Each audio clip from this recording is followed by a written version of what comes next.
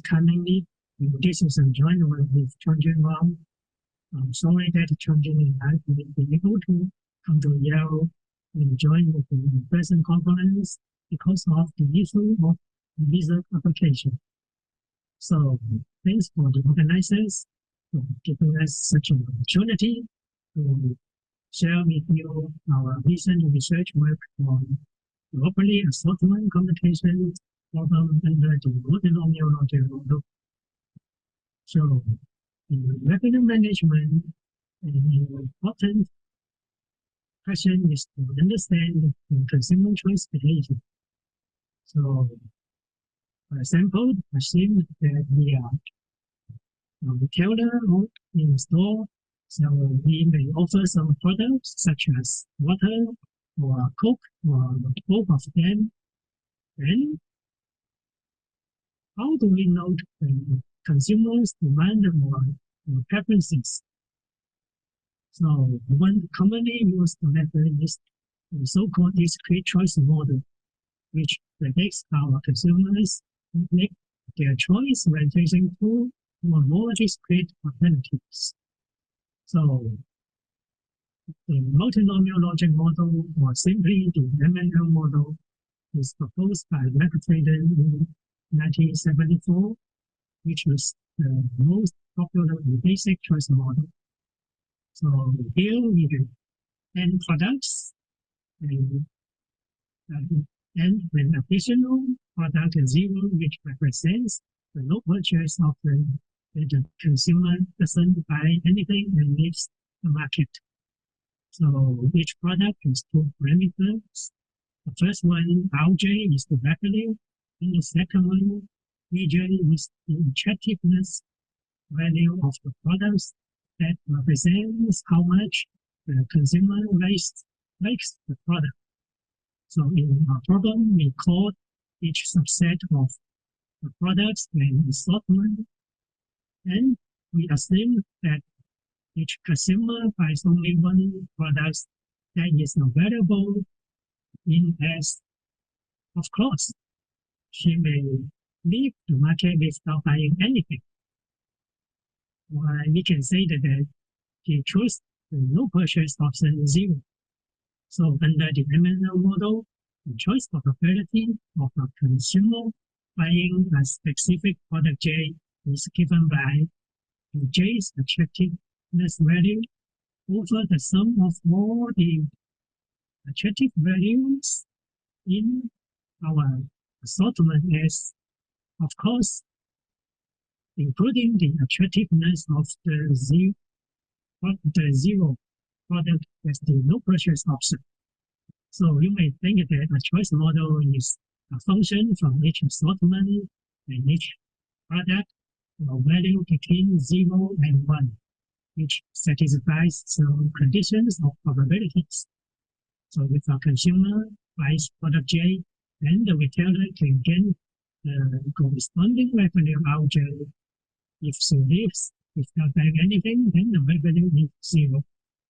So the assortment optimization problem is simply a combinatorial optimization problem, which we want to find a subset of products that maximize some specific objective value, which is nonlinear and determinate by the MNL model.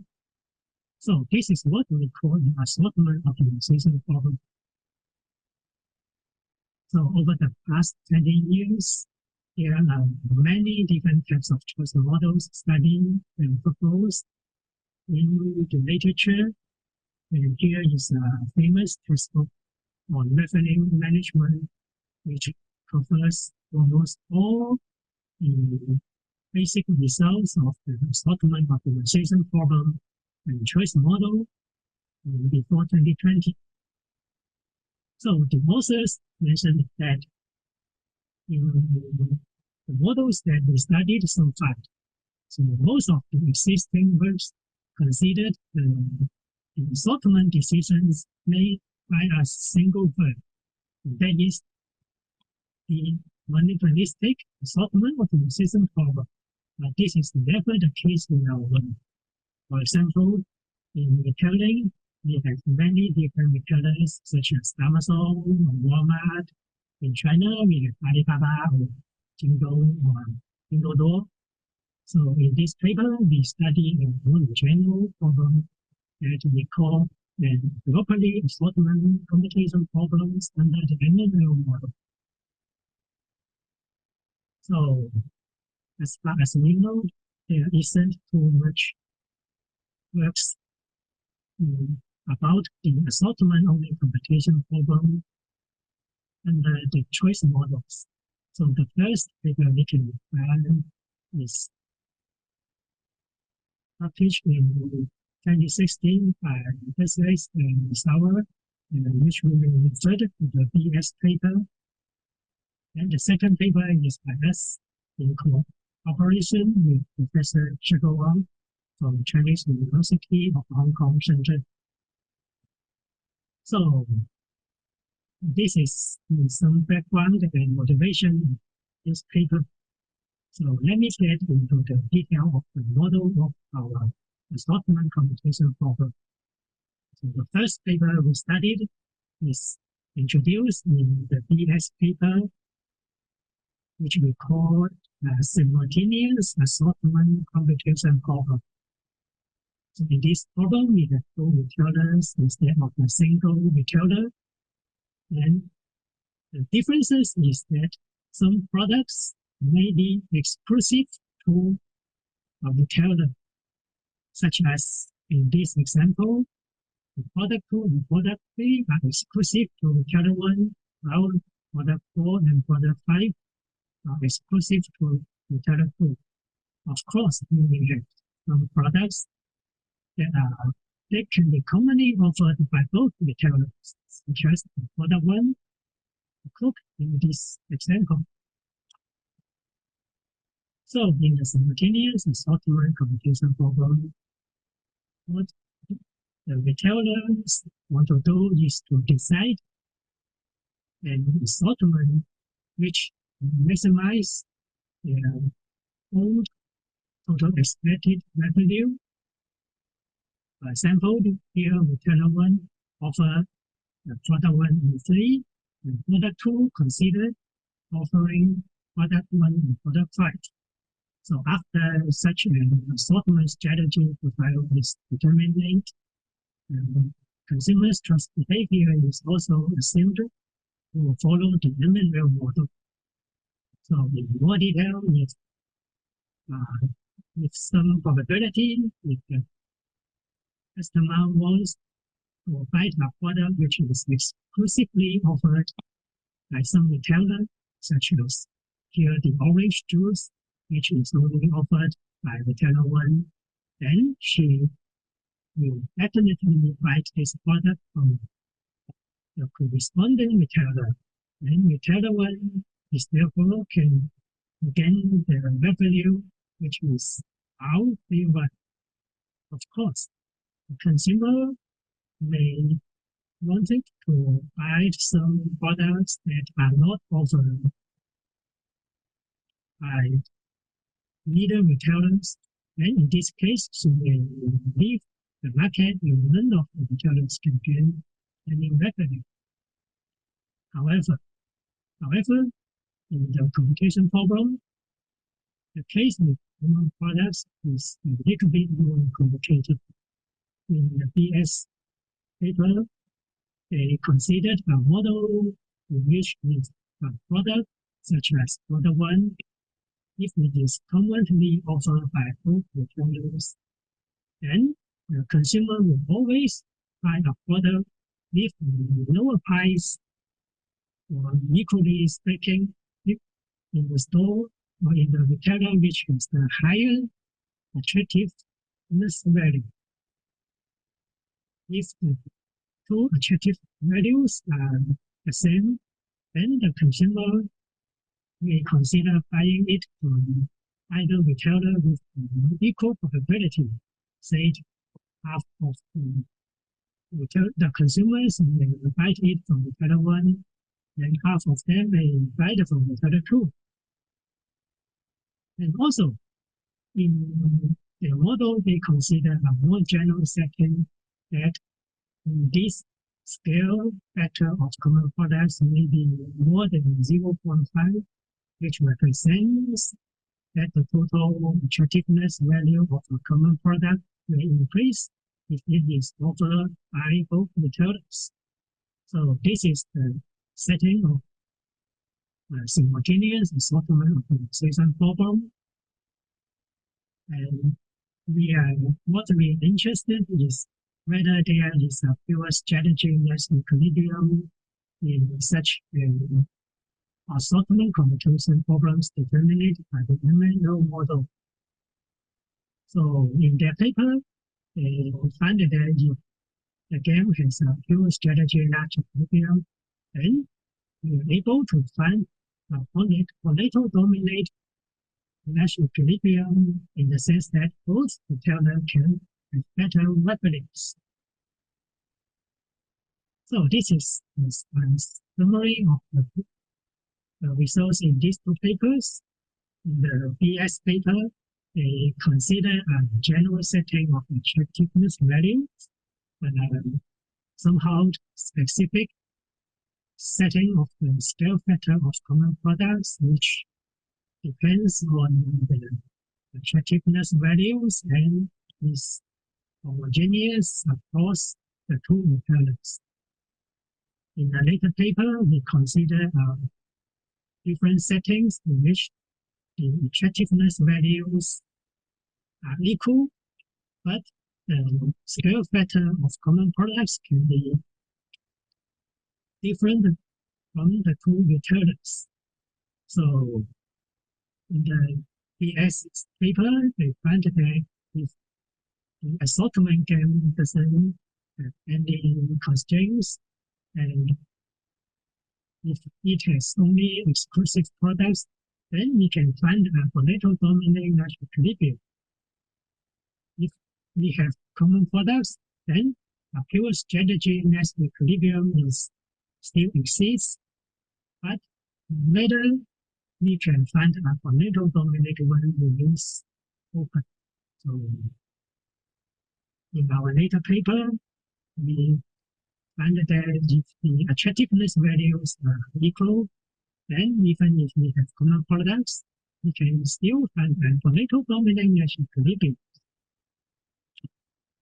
So in the present paper, in this paper, we consider much broader settings with general attractiveness values mean general scale factor, common products data, which can be seen as a generalization of all these existing models.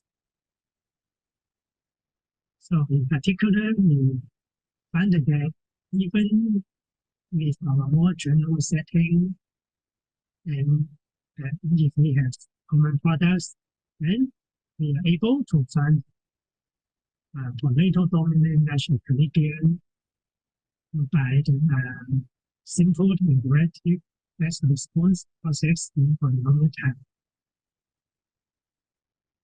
And moreover, if we have cardinality constraints, then the BS paper showed that when we have common products, this assortment game may not have pure Nash equilibrium.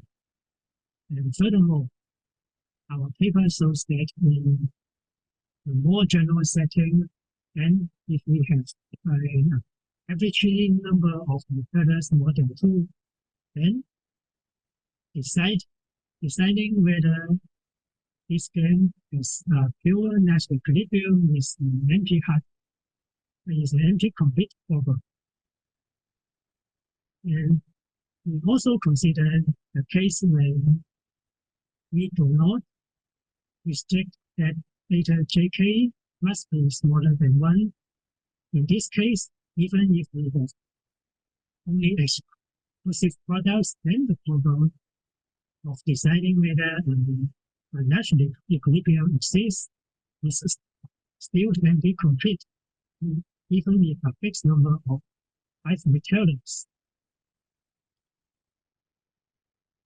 So in addition to the simultaneous assortment problem, we also consider the sequential problems in which we have a leader which first offers an assortment, and then the follower, after seeing the leader's decision, they may offer an assortment after then, and the game will end in just one round. So this is the so-called sequential assortment computation in the leader-follower game.